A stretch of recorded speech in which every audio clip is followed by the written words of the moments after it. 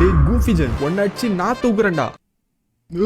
பயமா இருக்கு கிடைச்சிடாத. ப்ரொஃபைலை கிளிக் பண்ணி பாக்குறேன். டாக்டர் கண்டென்ட் கிரியேட்டர் மியூசிஷியன் இருந்துட்டு போ. நானும் தான் மியூசிக்.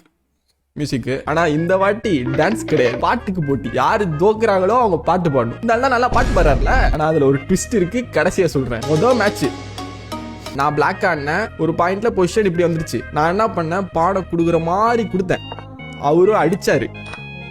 இந்த இடத்துல மறுபடியும் பிஷப் கொடுத்தேன், அதையும் அடிச்சாரு. குயின் D4ன்னு ரூக் அட்டாக் பண்ற மாதிரி அட்டாக் பண்ணேன். அதனால இந்த பக்கம் பார்த்துட்டு இருப்பாரு அப்படின்ட்டு. அதே மாதிரியே ரூக்க ப்ரொடக்ட் பண்றேன்னு A4ன்னு வச்சாரு. நான் அப்படியே அந்த பக்கம் அடிக்கிற மாதிரி அப்படியே ஒரு பல்ட்டியை போட்டு குயின் F2 மேட்டாச். 10 மூளை நம்ம தான். ரொம்ப நேரமா யோசிச்சு பார்த்துட்டு எனக்கு ஒரு சரியான பாட்டு தோணுச்சு. ஒரு ஆடியோ அனுப்பிச்சிருந்த காட்டுற பாருங்க. என்ன பண்ணுங்க, அந்த கிட்டார் எடுத்துட்டு ஒரு சிக்கன் ரைஸ வாங்கி வச்சுக்கோ, 1/2 பிரிச்சுக்கோ. அந்த லைன்ல இருந்து பாட்டு கடைசி வரைக்கும் அந்த பாட்டு வந்து ஒரு மெலோடி சாங்கா இருந்தா எப்படி இருக்கும், அத மாதிரி அப்படியே கிட்டார்ல வாசிச்சுட்டே ஸ்லோவா பாடி எனக்கு அனுப்புங்க பாப்பா ஒரு வீடியோவா. இதான் சேலஞ்சு. அதுக்கு அவர் அடிச்சிருக்காரு பாருங்க.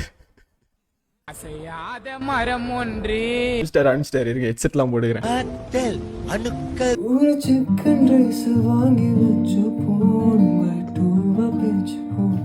இது கோடு கொடுத்த ஒரு லைஃபுங்க. என் ஃப்ரெண்டு மஜா டைப்புங்க.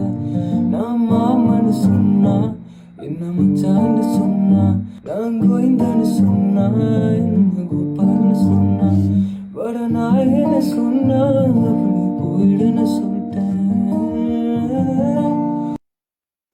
என்னடா அது, இந்த பாட்டை இப்படியே கேட்கலாம். நானும் இப்படி பாடுவேன், கேட்கதான் முடியாது.